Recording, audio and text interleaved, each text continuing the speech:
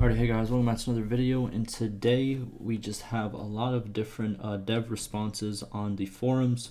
Some have some new information about the game, some new developments, and just a lot of just posts in between.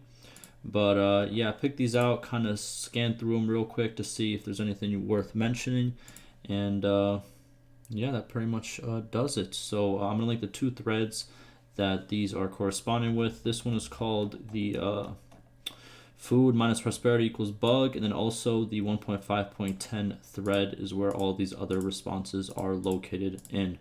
So without further ado, links down below, and let's get right to it. Alright, so first we have a player asking a question. It's sad there is no at all devs option, but I think Duttail was in charge of the skill leveling managers, so here are some questions, okay? First, is it okay that you will gain roguery XP on leading bandit troops on daily tick only if you have above 70 morale? Why does morale matter in this matter? Okay. 2. Why can't you gain leadership XP when leading normal troops on daily tick? 3.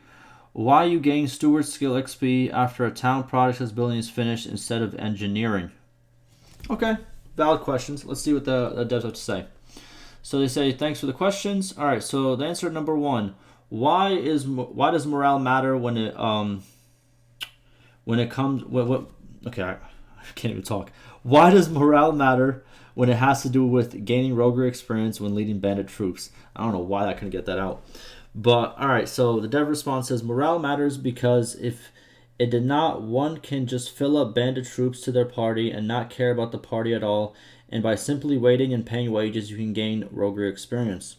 That makes sense. So what he's saying is it could be abused if morale was not taken care of. You could just get a lot of bandit troops. Regardless if your party is happy, you would just keep gaining experience and can quickly, fast level it up. And that's not what they're trying to do. They're trying to make you still have to take care of your party and make sure your party's happy to gain that experience, which makes sense.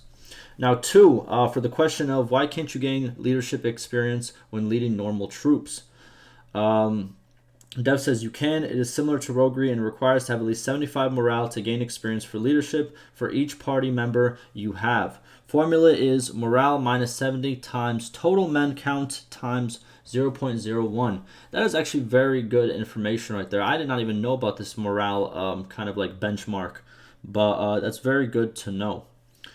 And 3, what's it called? For the question of why do you gain steward skill after a town project / building is finished instead of engineering? And then Dev responds because the current design prioritizes the management aspects for governors and therefore rewards stewardship experience to them. However, it might be expanded to award engineering skill as well as it makes sense. Okay, so he states that's just how it is right now, but it could change in the future. Good answers. I am going to actually save this because I can I'll make a little video about it afterwards as well. Very, very cool. Alrighty, next one. Alright, hold on. There we go. Next one. We have a player saying, I have a long-standing question about part 2. Why are you leading parties in an army? Is it the same formula just applied to the whole army, or do you actually get a bonus for having parties in an army with you? In the past, I tried to see, but it seemed too similar in experience gain to know for sure. Say the difference between my party of 120 versus splitting into 2 more clan parties in an army with me, but the same total troop counts. I'm so confused what we're talking about here. Bonus, any plans on leading armies without being a vassal / ruler, or any better way to level up leadership without leading armies? I don't care for armies, but I do like many leadership perks. Okay, so he's talking about the leadership gain that we were just talking about. How you gain leadership, right? And he states, is there a difference between having a whole army or just, you having troops? Is it based upon troops or is it based upon clans and stuff like that? Dev responds and states, for armies, there exists an additional experience gain for leadership. The formula is army strength times morale times 0.0004. Morale is the average morale of an army, and army strength is calculated based on the unit composition. Tier weighted units count.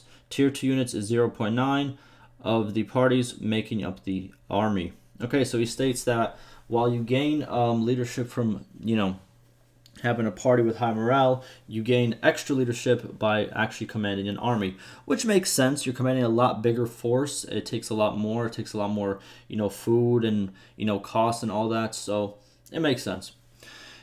And then for the bonus, he answers, we will balance the leadership gains since after removing a bug, making leadership giving enormous amounts of morale, the average morale is rather hard to keep at high enough levels to sustain experience gain. Okay, so he states since they have obviously tweaked leadership and pretty much made it so that it doesn't give as much morale as it used to, now they will have to actually balance out the leadership gain as well because it's hard to keep your morale high. Alrighty. And then he states, on the topic of armies without kingdoms, it's definitely something we're considering to include or not to include. I'm not sure how to implement without breaking early game balance, as armies without kingdoms can lead to kingdomless player to overcome some weaker factions or rebel clans and create a pseudo-kingdom without all the necessary responsibilities of a kingdom, like voting, requiring influence to make people do certain things. But with large benefits such as taxation, direct control of the fief ownership and similar. Low-key, if that actually got into the game, that would be sick. And I think he's thinking about it the right way. If you can create a pseudo-kingdom that doesn't care about voting, which they don't get the benefit of voting because they haven't declared a kingdom technically, but they own settlements and they can call for armies and have clans who are in allegiance with them. That would be kind of cool. We'll see what happens with that, but that would be kind of cool. Next one. I just kind of want to run through these real quick because there's a lot to talk about. We have another player saying, sorry for tagging you to the developer, but maybe you may share any info on the progress of the terrain system that has been presented a few months ago. Any probability for it to appear, say, in the next 1 to 2 patches? The developer or the community manager states, the scene production process is still ongoing. The general system otherwise already works. As such, I wouldn't expect to see the system in the next patch or two. Okay, so what he states is the system works, but I'm pretty sure they still have to tweak a lot of things. How exactly people spawn, where they exactly spawn, how the maps are working, probably play each single map, a bunch of times to make sure there's no, bugs and stuff like that. And that stuff does take time. I know people want to see stuff real quick, but it does take time. I'm not saying this person in particular, he just asking a question. But a lot of people are doing that thing where they're upset that stuff isn't coming fast enough, like always. But yeah, it probably will take some extra time. It is what it is. Unfortunately, we're not going to see in the next patch or two, but it's not the end of the world. Next, we have 2 questions. First, hey Tail Worlds, there is a bad memory leak. I think that's the problem going on since 1.5.10 that is affecting all branches and now going on 3 weeks with no fix. This has turned out to be a 1.5.8 disaster all over again. Can we get some communication or update on the progress? And I know this is asking a lot.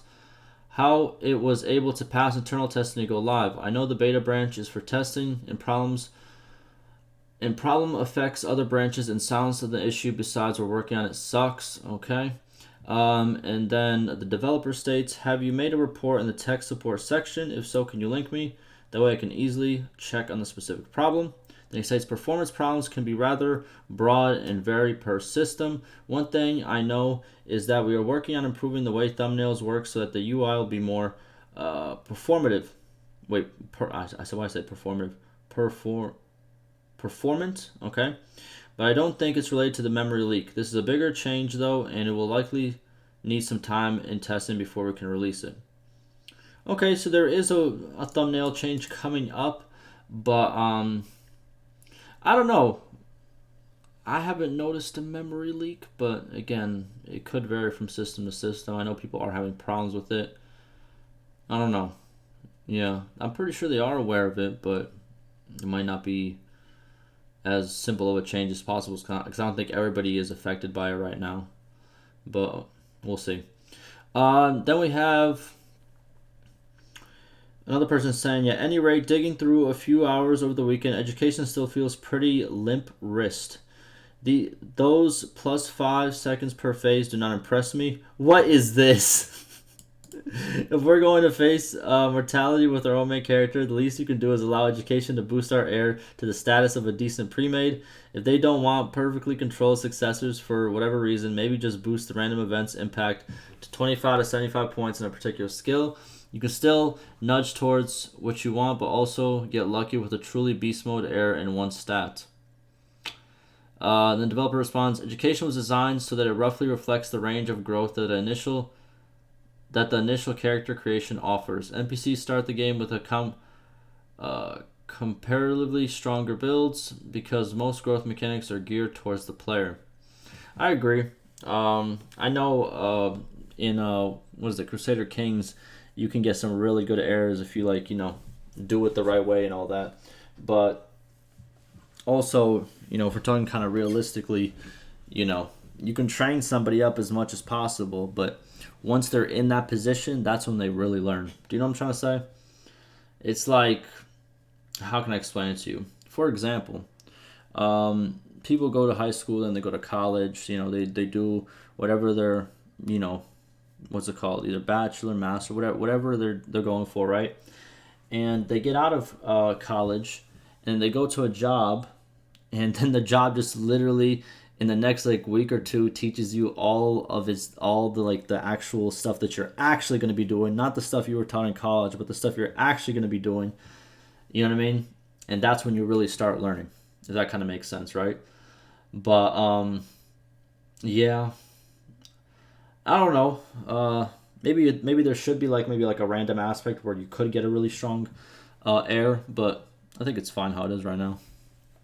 Next, we have another same guy. He said, so just pick one of the 20 posts that are there. I'm not going to add to the chaos and make another post myself when 20 are already done, so just check any of those, any broad memory leak. All I can say, I'm not an expert to say why the performance in the game has tanked, so I can't give you specifics more than the 20 posters have done. Well, you could have posted some links here, for some of those, but okay. The dev says there are a number of different performance issues, known and unknown. New ones come up as development continues. You asked for an update about a memory leak, so I can give you an update if the specific issue that you asked about can be identified. I think it is fairly standard procedure to try and do so through direct inquiry, as guesstimization around other users' posts isn't terribly reliable, and as far as I can tell, it worked out. If the inquiry bothered you, that was not my intention. There it is. Like I said, it varies from system to system. The dev doesn't know exactly what memory leak you're talking about, and yeah, that's what I gotta say about that.